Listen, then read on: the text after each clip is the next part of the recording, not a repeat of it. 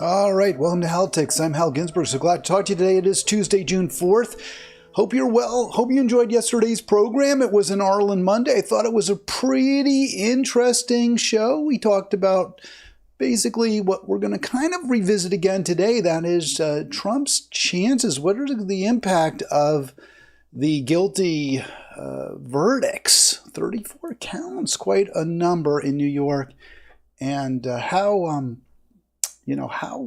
I guess, insistent must we be that Trump not get reelected? And of course, because we live in basically a binary political system, two sides of the same coin, it's a duopoly. Does the fact that the alternative is genocide, Joe, does that factor in to your voting decision making? We're going to address this in more detail today based on a focus group story reported in the New York Times with Frank Luntz, the famous former Fox, maybe he's still with Fox, I guess he probably still worked with Fox, well known for those focus groups where he would convene people, undecided voters, Democratic voters, Republican voters, and then he'd show them videos and he'd ask them questions, and a lot of times it was kind of push polling, right? He was deliberately trying to steer people in a certain direction. I don't think that's what happened in this Times focus group convening that he did. And we'll get to that, I promise. But tragically, I have no choice, morally, in my opinion, but to center the extraordinary suffering, the miseries that the Palestinian people are undergoing as a direct result of the Israeli onslaught. I use the term genocide. I do use that term very carefully. I don't use it loosely. It took me a long time to get to that point where I concluded that, yes, what Israel is doing is, in fact, genocide, the deliberate eradication of an entire group of people. Some have said, well, they're not all the Palestinians who are being targeted. It's really Gaza, so it's not genocide. Well, there's two problems with that argument. Let's start with the obvious one. You don't have to be determined to kill every single member of a particular identifiable group to be guilty of genocide. I don't know that Hitler really intended to wipe out the Jews who were, say, living in the United States. He may have. I mean, I'm not saying the Nazis' ultimate goal wasn't eradicating every Jew, but, his actions were focused on Jewish people living in Europe. And he was frighteningly, terrifyingly successful in killing the Jews of Europe. So if Israel's main goal is to eradicate Gaza and either wipe out completely the people living there, the Palestinians living there, or push them into the desert, which has also been floated as an idea, that would qualify as genocide. But it's not just Gaza that they're targeting. In fact, we have seen stepped up actions, pogroms, if you will, in the West Bank as well. So it's the entire Palestinian population that is being targeted for extermination, ethnic cleansing, elimination, use whatever term you like. 71 more dead. A terrible day yesterday in Gaza. 71 more killed. And we do know, of course, from our friends at Fox and Friends, our friends at Fox, that those numbers, they're not super reliable. We get the death count. It comes from the Palestinian Health Ministry. They are controlled by Hamas. So should we take those numbers with a grain of salt? Absolutely not. Study after study, BBC, The Lancet, U.S., I believe it was Newsweek, The Daily Beast, have all said, hey, time after time, the Hamas ministry, the Palestinian Health Ministry, has been found to be very reliable in the numbers it provides. There is no reason to believe that they are biasing the numbers, they are inflating them, and they are overstating them. But there is reason to believe that they may be undercounting the dead because they can't count them all. They're buried under rubble. People are missing. We don't know if they're dead or not. So, yes, we do have to be somewhat careful about accepting the numbers provided by the Palestinian Health Ministry of dead and wounded. They're almost certainly higher. In other words, what Israel's doing is even worse than what we're hearing from Hamas, from the Palestinian Health Ministry. 71 killed, 182 wounded in 7 massacres. And if you don't like the term massacre, come up with a better one. Again, I will say pogrom, atrocity, choose whatever you like. But this is who we support. This is our ally. And if you're going to vote for Joe, just remember that you're voting for that. You're voting for that kind of killing, massacres, on and on and on, with no respite, no let up. We'll get to Joe in a bit, but the program today is more focused on maybe the not so Teflon Don. I was thinking about, remember the Teflon Don was John Gotti, right? He kept getting acquitted. Prosecutors couldn't make charges against him, murder, conspiracy, drug trafficking, all the, RICO charges. They all kept getting, dismissed by juries, grand juries, petit juries, whatever. They couldn't get a conviction for quite a while. And then ultimately the Teflon Don's Teflon wore off and he was convicted. I believe he died in jail, I believe.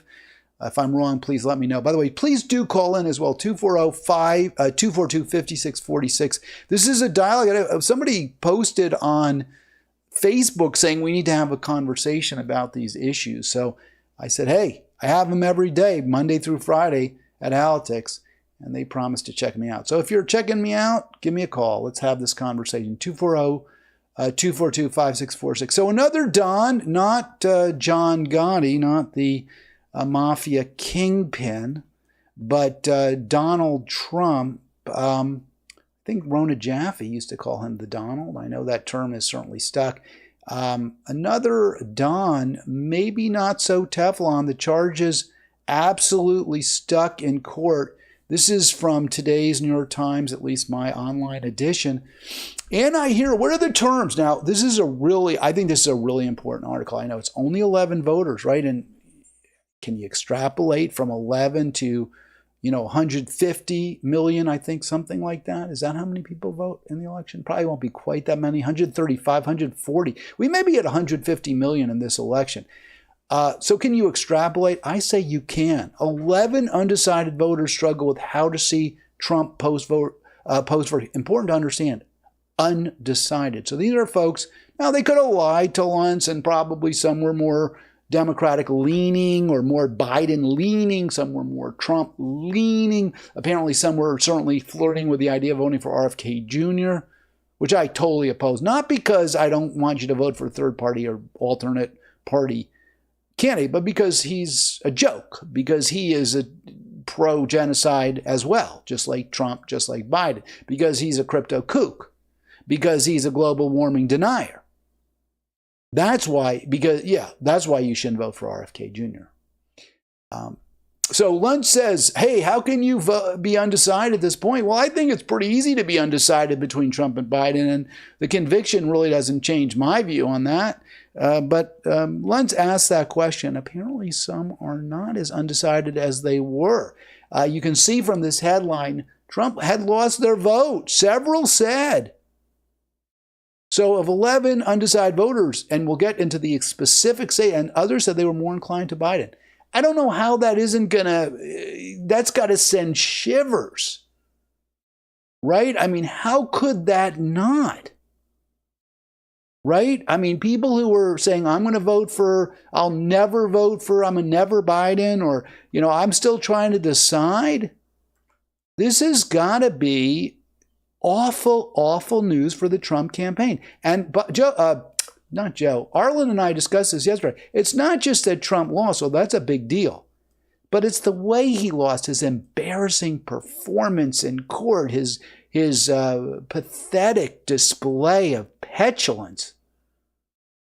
And I say this not as a Trump hate. I mean, I don't like Trump, right? I don't want to say I'm a hater. I'm not, I don't like Trump. I don't support it, but I don't like Biden any, or I barely dislike Biden any less. But, and I think that's why I have trouble, in terms of why I don't get more listeners. I've talked about this before. People want you to take a side between Biden and Trump. And if you really dislike Biden, which I totally get, I can understand why you would find Biden to be unacceptable. Then I think a lot of people just say, well, the enemy of my enemy is my friend. Joe Biden's my enemy.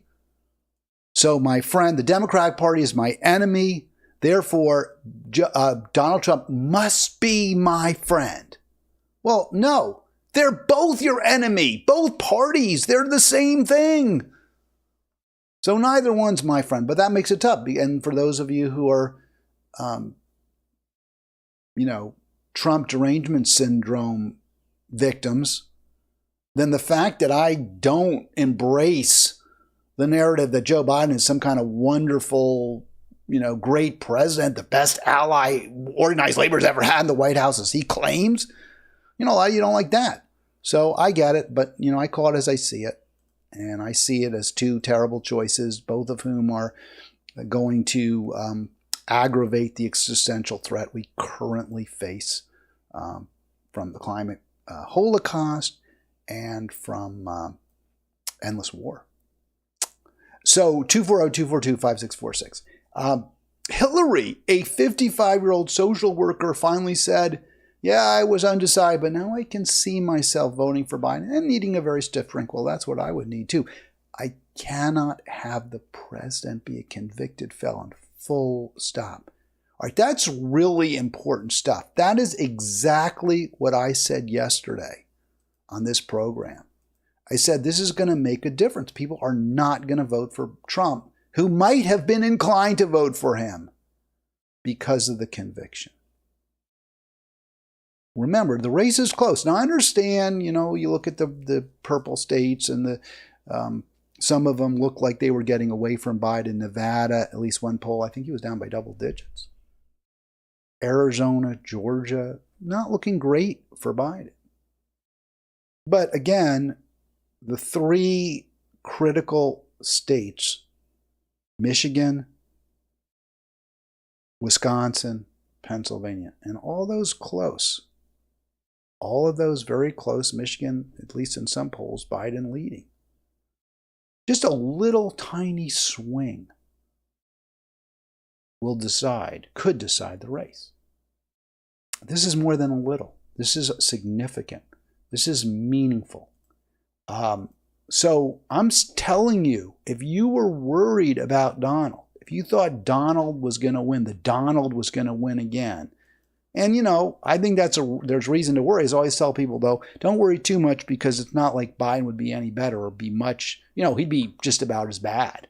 It's not like he would be less bad. So now you don't have to worry, right?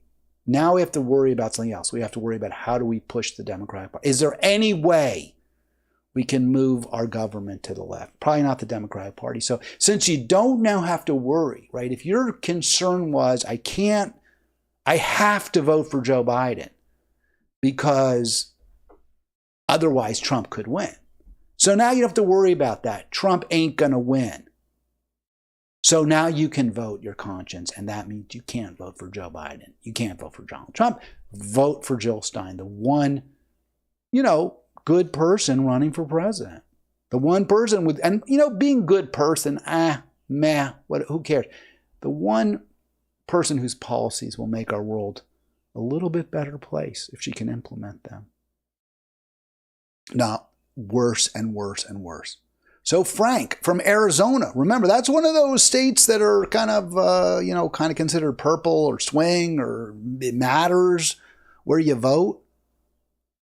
Trump ain't winning Arizona, at least if Frank is representative and he's, white computer sales. Sounds to me like the kind of person that would be leaning maybe towards Trump, right?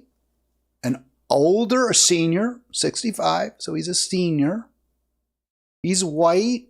He's not like elite in terms of his education, right? It's not like he's some sort, a psychologist with as far as we know, an Ivy League degree. That somebody like that almost certainly would be voting for the Democrat. So it's not like this is a Trump kind of voter.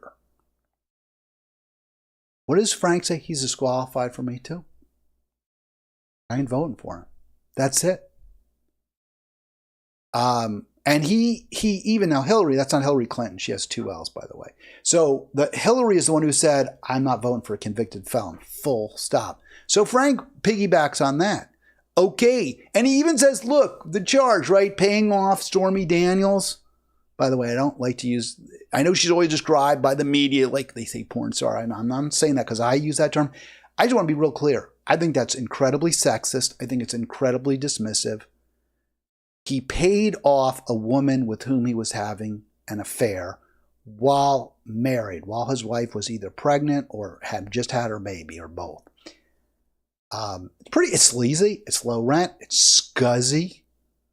But would that disqualify you in and of itself? Maybe not. But of course he did it because he was trying to skirt campaign finance law that would have required this information to come out.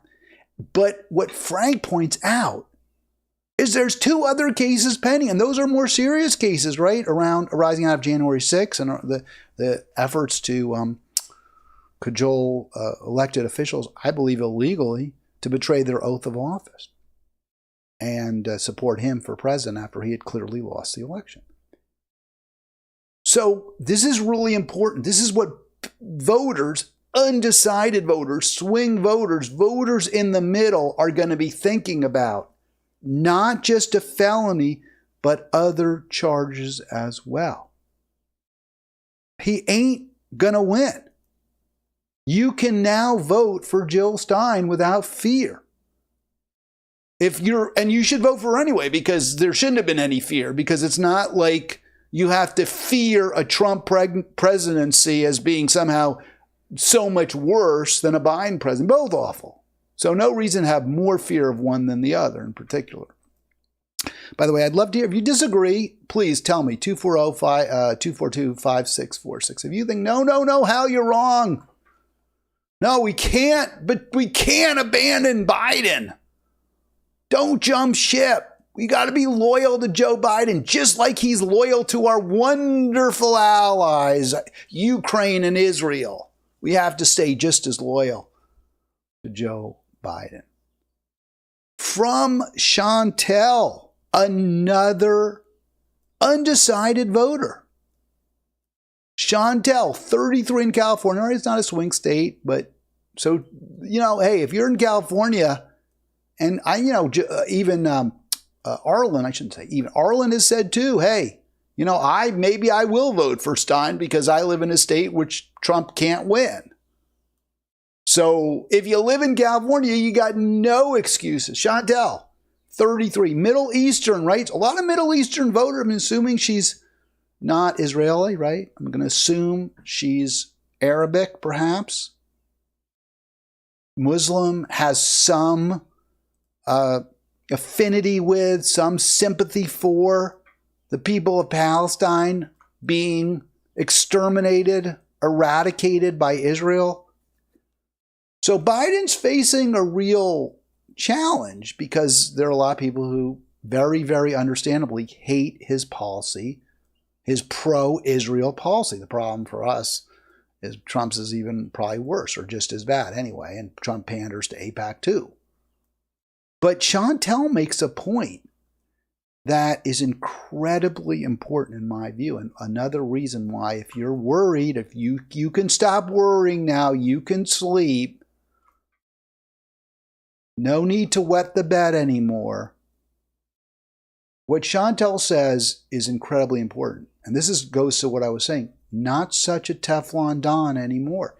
He's corrupt in a way that he wasn't good enough at. He failed. I mean, this is a big part of the Trump appeal, right? I'm a winner. I know how to negotiate. I know the art of the deal. Well, he didn't. He didn't make any deals. He wasn't able to pull off, a last-second reprieve in that New York courtroom. And again, he demonstrated such petulance, such immaturity, that it's hard, for people to square that, I think. It's certainly hard for me, but I think it's hard for, Chantel.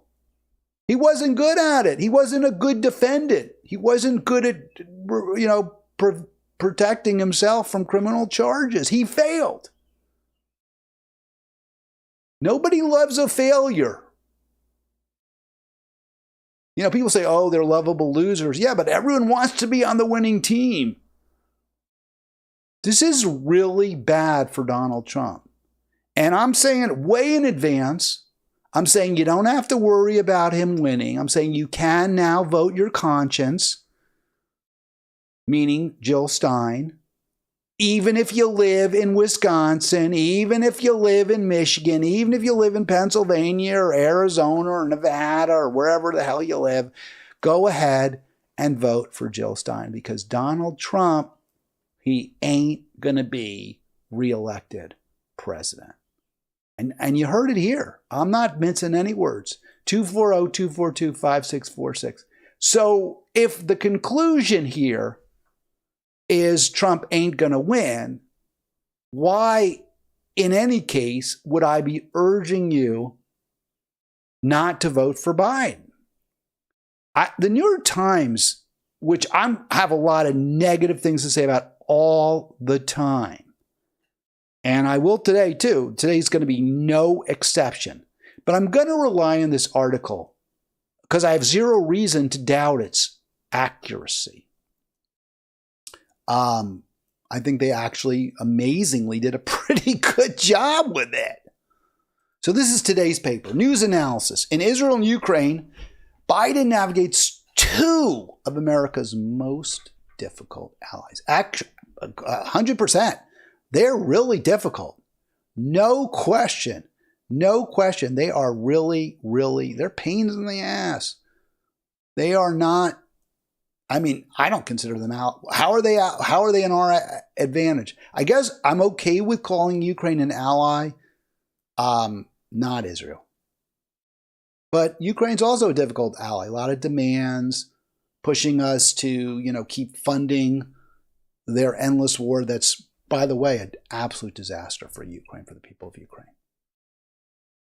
What we should be doing, and I've been saying this for the past 2 years, is push, well, not quite 2 years, but we should be doing since I've been on the air. I've been saying for on YouTube. Is that on the air? I guess not, because it's not like the radio waves. What we need to do is we need to push for peace. And by the way, that's what we owe the people of Ukraine. Even more, look, I believe first and foremost our duty is, our government's duty is to the people of the United States. That's the constituents. That's who it represents. That's who we vote. We vote as Americans. We vote for people who are supposed to be there for us. This war is terrible for the United States. But it's also terrible for the people of Ukraine. There's nothing good about it. We should be pushing aggressively, and we should have been for well over, for 2+ years now for peace. So Biden navigating, why should you not vote for Joe Biden? Well, it's true. I'll give him that. He's got two challenging, quote, allies to manage. But he's done a terrible job of it. He's made the wrong calls. He hasn't been a pro-peace. He's been a pro-weapons manufacturer's president. He's been a pro-warmonger president. He's been a pro-Wall Street, not Main Street president. A big reason that Trump won in 2016 is because so many Americans, especially in the heartland, especially in the swing states, were so fatigued with endless war, had suffered greatly the loss of their loved ones, either permanently or for years and years, sometimes over a decade. Joe Biden perpetuating that. So I highlighted the allies. The Times uses their names, Zelensky and Netanyahu, but I don't. The allies are the countries. And what we're doing is wrong. So Biden, according to the New York Times, has vowed to defend them as long as it takes. So he's committed forever, basically, right? I mean, it could be worse than Vietnam. But the use of the word defend with respect to Israel is completely wrong. It's wrong. We're not defending Israel. We're helping Israel destroy a whole set of peoples. Israel's not under any attack. A crime was committed on October 7th, and Israel used that crime as a pretext to murder tens of thousands of Gazans to date, to starve them, to push people out of their homes on the West Bank. That's not defense. They're not defending nothing. They're steadily occupying more and more territory and trying to ultimately incorporate it into a greater Israel. This is terrible policy. It's wrong, it's cruel, it's vicious, it's brutal. And because of it, Joe Biden doesn't deserve your vote. And if your reason for voting for him was, and I've heard a lot of people say, well, you know, Biden, great, but he's better than, he's not as bad as Trump. Okay, you don't have to worry about Trump. We just saw it. The focus group just told you Trump ain't winning. Now, a very fair argument to say to me is, well, Hal, if your point is we don't have to vote for Biden because Biden's going to win, then what does it matter for whom we vote? And that's a good question, right? I'm not a big believer in sending messages. I'm a big believer in winning elections. So who knows? Maybe Jill Stein wins a few races. Maybe she gets enough votes, as Brown Joy Gray talks about, so that in the future we don't have to gather all these damn petitions every 4 years or every 2 years to get a Green Party on the ballot. Maybe, I don't think this is very likely. This is a huge stretch, but maybe there's a wake-up call to the Democratic Party. I doubt it. But maybe they say, you know, maybe we really do need to kind of be a little more pro-worker, a little bit more pro-struggling American, a little bit more pro-poor American. Maybe we need to fight a little bit harder for peace. Maybe. I'm not saying that'll happen. I don't think it's likely, but it could happen. All right, New York Times doing a pretty good job here explaining exactly why our policies are so the Biden policy is so misguided with respect to both Israel and Ukraine. Ukraine still talks about total victory, which is not going to happen, right? Which means getting Russia not just out of every inch of territory it seized since Feb 22, over 2 years ago, which has simply not happened. I mean, the battle lines have been pretty much fixed, at least since the spring of 22, although they're shifting towards Kiev. They're shifting into, in other words, Ukraine is advancing. Ukraine is retreating. Russia's advancing. But their goal isn't just reclaiming the pre-Feb 22 borders. It's actually reclaiming Crimea. And that's not going to happen. We've got to figure out a way to stop this, not aggravate it, not continue it, not perpetuate it. But of course, Biden's going in the wrong direction. Israel, remember, Biden just said as long as it takes. Israel still speaks of the goal of the total destruction of Hamas.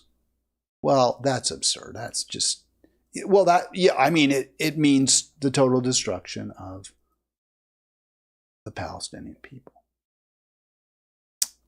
Genocide. Even Joe Biden, and look, I don't think Joe Biden's the sharpest blade in the drawer. There's a lot of reasons I believe that. I don't think he ever was. I think he's a political hack. Wasn't a good student sorry if you're a mud hen or a blue hen. Sorry, not a mud hen. Sorry if you're a blue hen. He wasn't a particularly good student at a not particularly impressive college, university. And trust me, that's not like a big deal to me, right? You could go to the University of Delaware and be super smart. But again, his grades weren't good. He wasn't a good student. He's never demonstrated. I mean, look, do I think because Ted Cruz went to, was it Harvard? I think. He went to Harvard Law. Did he go to Princeton undergrad? Do I think he's smart? Not particularly. But I put that on the scale. I say, okay, well, do I think Ron DeSantis is smart? I think so, yeah. He went to Yale. I think he went to Harvard Law School too. Yeah, or maybe it was Yale Law. I don't know, one or the other. I mean, intelligent in a certain way, but, able to do well in tests. I don't think Joe Biden meets that test. So he's not a real bright guy, but he gets it. Russia ain't giving back all that territory. Israel ain't eliminating Hamas. And not only that, Israel's even said, we're going to keep this thing going. It's going on and on and on. It ain't ending. So we've got an 80-plus-year-old leader in this country, commander-in-chief, president, doesn't, gets that our allies are totally off base, totally wrong, although he's not really that sharp. But he has no plan. He has no exit strategy, nothing. We're going to do it as long as it takes. We're going to keep fighting. We're going to keep supporting them with more and more weapons. Who cares if we lose our soul? Shade, Biden is more liberal than you think, trying to govern in a way that pleases everyone. I don't think that's completely unfair. I agree with that, which is a terrible, terrible way to govern. You have to do what's right on occasion. And, voters respect that. Even if they don't always agree with what you're doing, if you make it stick, if you say, I'm doing this because I believe it's right and here's why. Maybe they'll disagree with you in the short run, but in the long run, they may say, yeah.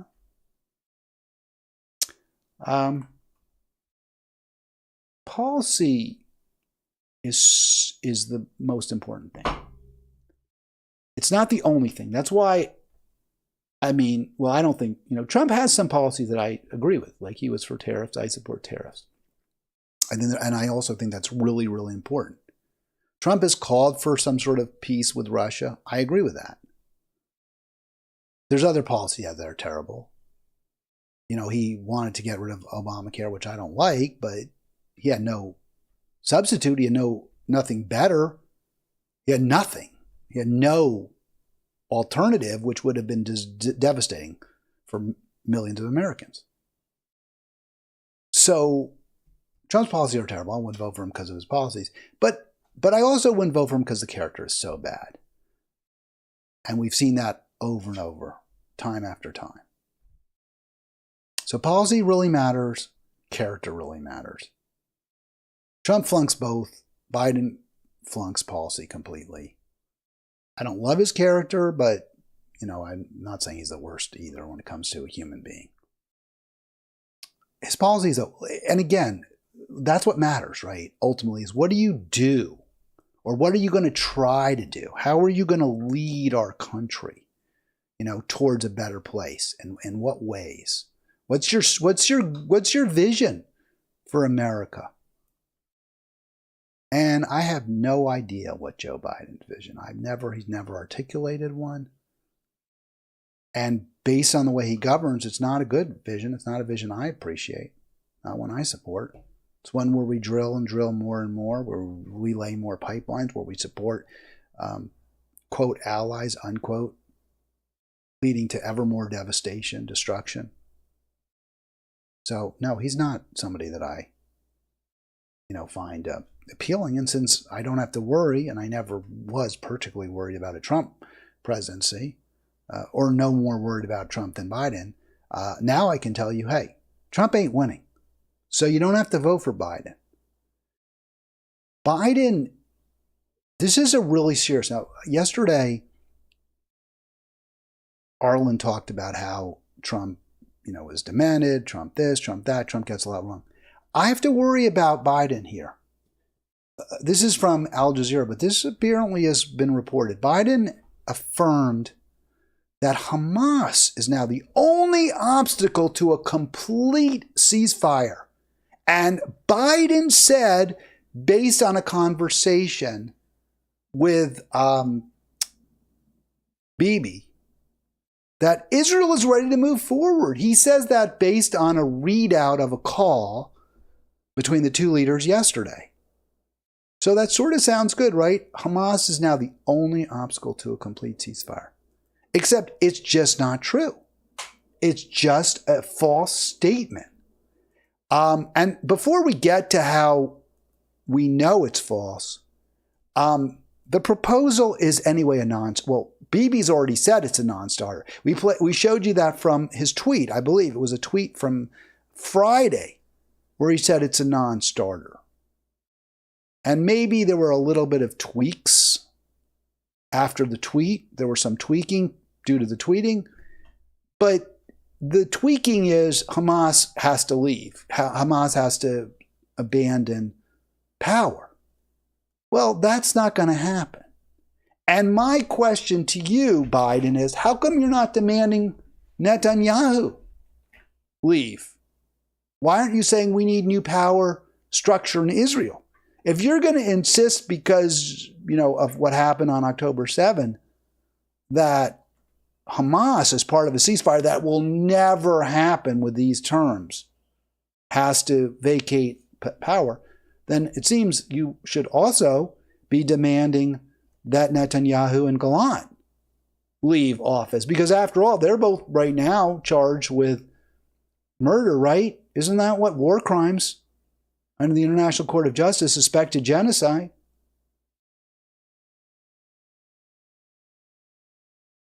You got to wonder, really, again, is Biden losing it a little bit?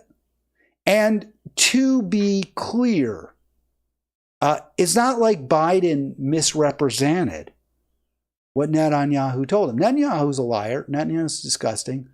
But it's pretty clear that when Biden said, oh yeah, Israel's going along with this, he was wrong. He was stating something that was just simply false.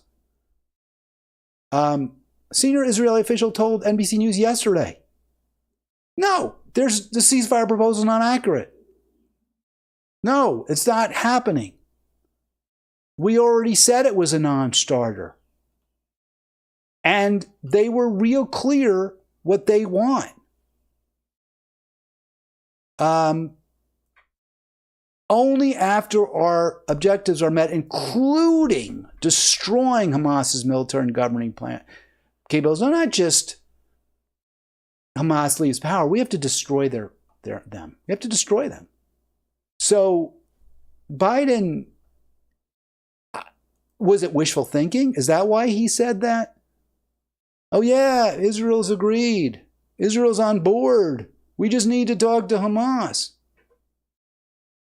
Is it wishful thinking? He's thinking, well, is he still in the, mindset, oh, I could lose to Trump. This is a problem. Israel, is unpopular. My support for Israel, my unwavering support for Israel is unpopular. So we need a ceasefire. So I'm going to hope it's wishful thinking. Was that it? I don't know. What I do know is this is another example of why Joe Biden doesn't deserve your vote. And since the only reason I've heard for a lot of people to vote for him is they're afraid that Trump could win, well, that ain't going to happen. We know it ain't going to happen because we saw that focus group with a bunch of undecided voters, several of them saying, I think 3 flat out said, I'm not voting for Trump now. All right, this is from Jamie Raskin. So it's not just the Democratic president, Democrat with a big D, who doesn't deserve your vote. It's the Democratic Party. It's the Democratic representatives. It's the Democratic establishment. It's the Democratic elites. The only thing they have is to fearmonger you about Trump. That's all they have. And you know what? Trump is so awful. Donate. Donate. Give me money. Give me money. Don't give them money. Don't give Jamie Raskin money. Don't give a grandstander whose failed impeachment, if anything, made Trump more popular. All right, 240-283-7262. Got about 15 minutes left. I wanted to move on to a different, because one of the issues that Arlen touched on, and by the way, Monday with Arlen should be this Monday. It's every Monday's Monday with Arlen, unless he's traveling, or I'm traveling, or I'm off, or what have you. But that may be the case in the next Monday, which would be, let's see, the 10th, right? Because today's the 4th, so yesterday was the 3rd, so plus 7 is 10.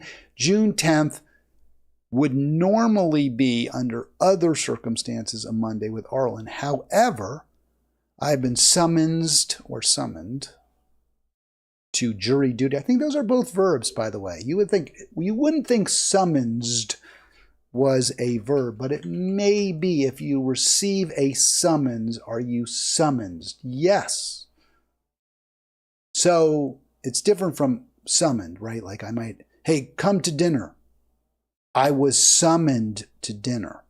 But if I issue you a writ that says summons in like Gothic lettering on top, raised Gothic letter that says, you are directed to appear at dinner tonight at 5 p.m., then you're being summoned to dinner, right? Okay, so I was summoned to appear at jury duty on Monday, the 10th of June.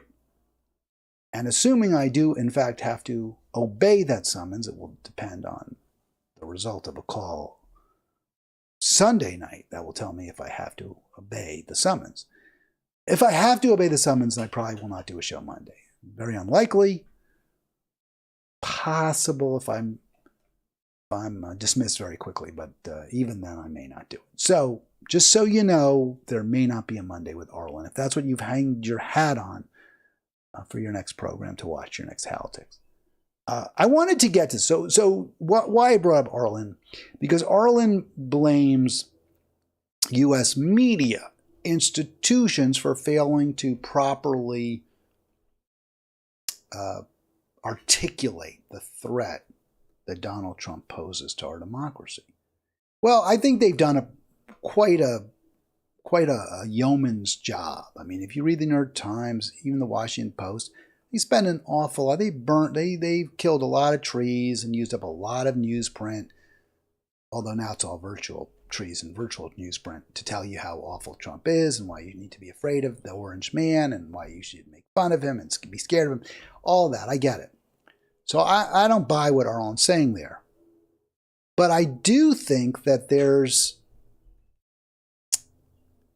I would say it this way. The media is less influential. People don't really believe what the New York Times tells them. They don't really believe what CNN says. They don't really believe what MSNBC tells them. And with good reason. because those outlets lie. And if they don't lie, they shade and they misrepresent and they are biased and they provide one sides of various stories. So this just came out yesterday afternoon. I saw it this morning. Why the pandemic probably started in a lab in 5 key points by Dr. Alina Chan. Now, I believe this is exactly right, 100%. Yes, that's almost certainly correct. And Dr. Chan, I'm not one of those people, by the way, who just completely disregards credentials. Yes, I think the bloom is very significantly off the rose at Harvard. I don't think if you go to Harvard, look, aforementioned Senator Ted Cruz went to Harvard Law School. And to me, that tells you a lot more about Harvard Law School than it does about Ted Cruz. And it ain't good. Alan Dershowitz, famous Zionist liar, went to, I shouldn't say that, extremely good, therefore often shading the line of dishonesty, crafty lawyer, Alan Dershowitz, went to Harvard. I think that tells you a lot about Harvard, and it ain't good. He's a professor at Harvard. Tells you a lot about Harvard that ain't good. But even still, I'm impressed. A molecular biologist at the Broad Institute of MIT and at Harvard. Well, that tells me really smart, really credentialed. Being a molecular biologist on its own is really impressive. So I am like, wow, you're super smart, Alina Chan, MD. I assume she's an MD. Maybe she's a PhD. It doesn't say MD, so I shouldn't have assumed that. And you're saying what I think a lot of us strongly suspected for a long time, and we're pretty confident, in fact, that it was a lab leak. It wasn't a bat that flew out of a cave in southern China and bit somebody and gave them COVID. Or it wasn't a bat that somebody chopped up into little pieces and got spattered blood in some wet market, which is, by the way, the most disgusting thing, right? I mean, they've got these big markets and they're under tents and canopies and they've got chickens and they're chopping their heads off. And I mean, it sounds repulsive. It's awful. And look, I believe in, I like these local markets, a little small town, and maybe the farmers come in and that's one thing, but this is like a huge city. So I'm real skeptical, how obviously it doesn't sound very sanitary, does it? But it's not also, and you could think, well, right, I mean, the whole kind of image is like, well, yeah, I could see a disease starting there, like these giant medieval markets with rats running around like in Europe, and that's where the plague almost certainly, got worse and worse, all these people coming together and they're coughing on each other and spewing up blood and the pustules, and there's rats with fleas everywhere. So yeah, that sounds like a recipe for a pandemic. But that's not how it started. It started because a bunch of doctors, scientists, PhDs were playing around with molecules and figuring out how to make them more deadly and create very serious diseases. Now, that said, I don't say they deliberately released it, but that's what happens. And that is what happened. So the New York Times is telling us what happened, and I give them a lot of credit. So why, if the New York Times is getting it right, would I be using this slide as an example of why people don't believe the New York Times? Well, it's because it took them so long to get it right, and because they were wrong, and not only just wrong, but they were obnoxiously wrong. They were wrong in a way that, to shade politics in their own preferred method, in their own preferred direction, I should say. So here it is, back in 2020, a little over 4 years ago now, they mock Arkansas Senator Tom Cotton, who, probably does deserve a lot of mockery, but not for this. They say it's a fringe theory. Scientists have dismissed suggestions that the Chinese government was behind the outbreak. Now, it's a little bit misleading. It was a government lab, but they're trying to say, oh, look, they're saying it's this horrible Chinese, it's a conspiracy. That's what people like Tom Cotton are doing. It's all the Chinese people's fault. Rather than, okay, well, these things happen, right? They're saying, oh, it's zoonotic in nature, came from an animal. No, that's not what happened. And again, they're trying to use this to smear Cotton for being a xenophobe. It's the kind of tale that gains tractions among those who see China as a threat. Well, guess what? China is a threat. China was a threat. And not just, coronavirus is, yeah, that was bad. I write millions of deaths worldwide. Of course, we were supporting that lab too. We're behind it too. It's really globalism that's the threat, not just China. But the New York Times supports globalism. They like globalism. They like having their newspaper available all over the world, being the most influential media in the whole planet. they're big fans of globalism. So they don't like those of us who say, no, this is a problem. Globalism is a problem. And one of the examples of globalism is the coronavirus.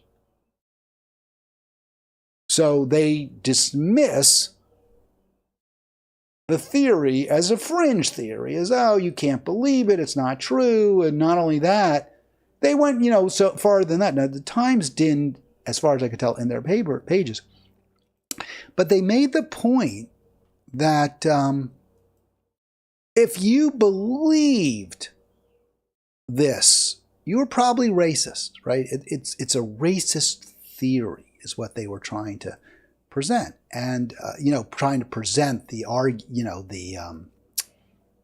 fact that it turns out the fact that this came from a Chinese lab, a leak, it was man-made, human derived virus, human caused, is somehow you're racist if you believe that. Not you're right. So there was and just to be real clear, they didn't just say it's not the Chinese government. The New York Times said flat out, experts dismissed the idea that it was created by human hands. Well, they never dismissed it. It was always considered a possibility, and for some it was, the probability. So they got it wrong. They got it completely wrong.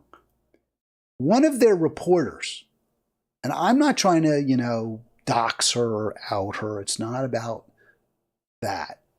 It's that there's no consequences. You can get it terribly, terribly wrong. But if you get it wrong in a way that the New York Times likes, there's nothing bad will happen to you. So Apoorva Mandavili, who is a reporter, who, by the way, was part of a team that won the Pulitzer Prize in 21 for their coverage of COVID, says the lab leak theory is racist. And so Jim Treacher says, well, why is it racist? That makes no sense. I mean, it's sort of like those who say, well, if you criticize Israel, you're a Jew hater. No. And if I criticize, or if I say that the disease originated in Wuhan at a lab, that doesn't make me racist. It just says, hey, I want to find out what happened. But it serves a purpose. There's a function that Apoorva Mandavili's claim that if you question whether the coronavirus actually came from a lab leak rather than from a bat, if you question that, or didn't they have some animal, there was some like half dog, half raccoon or something, dog raccoon, I think, a raccoon dog.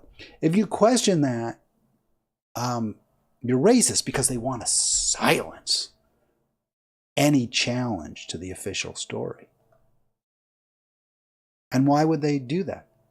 Because it's the elites, it's the establishment. It was a unholy marriage of corporate America, Chinese corporations, Chinese labs, for-profit healthcare corporations, and the U.S. government that all together created this disease that killed millions of people. The New York Times doesn't want you to start questioning these kinds of governmental, love locks, arm locks, these, the fascism where corporations and the governments work together and kill you as a result. The New York Times is a mouthpiece for them. The New York Times gets tons of advertising from Pfizer, from for-profit healthcare. The New York Times gets, its sources are elites. Its reporters are hoping to move. Maybe I'll become a White House spokesperson. Maybe I'll go work at CNN, or I'll get gigs at CNN too and make more money. I'll write bestsellers. But all of that could maybe be jeopardized if I'm too out there, if I'm too critical. of the rich and powerful. So I'm not going to do it. And of course, Apoorva Mandivilli still works at the New York Times 4 years later after getting it completely wrong. She's still there. Doesn't matter. You can say, those of us who are trying to figure out the truth about the source of this disease that kills millions, that totally disrupted the entire planet. You can say we're racist, and nothing happens to you. There's simply no accountability whatsoever. People see this. People understand this. People get the New York Times is not credible. People say, okay, the New York Times is on the side of the establishment, the elites, the rich, the powerful. If they don't like Donald Trump, then maybe he's not so bad. I get the rationale. All right, I'll be back tomorrow. Hope you have a great day. And if it's where I am, it's afternoon. If you're on the left coast, it's still morning. I'll see you tomorrow.